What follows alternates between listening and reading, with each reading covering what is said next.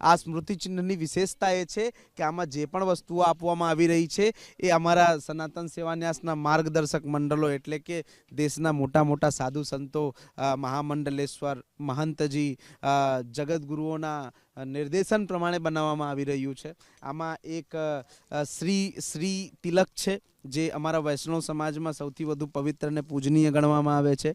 બીજી ડબ્બીમાં રામ જન્મભૂમિની રજ એટલે કે જે જગ્યાએ ભગવાન રામજીનો જન્મ થયો છે અને જ્યાં વિરાજમાન થાય છે ભગવાન રામજી એ જગ્યાની રજ એટલે કે માટી છે। એની સાથે જે નદીમાં જઈને રામજી પોતે ફરી પાછું પોતાના વૈકુંઠ લોકમાં ગયા છે એ નદીનું જલ એટલે કે સરયુ નદીનું જળ છે। એની સાથે રામજીનું એક સ્વરૂપ શાલિગ્રામજી પણ છે। રામજીને સૌથી પ્રિય શસ્ત્ર એટલે કે ધનુષ બાણ છે। એની સાથે શાલિગ્રામજીની ધર્મપત્ની તુલસી એમનો પણ અહીંયા સમાવેશ કરવામાં આવ્યું છે અને તુલસીની ઉપર સીતા અને રામ લખેલું છે।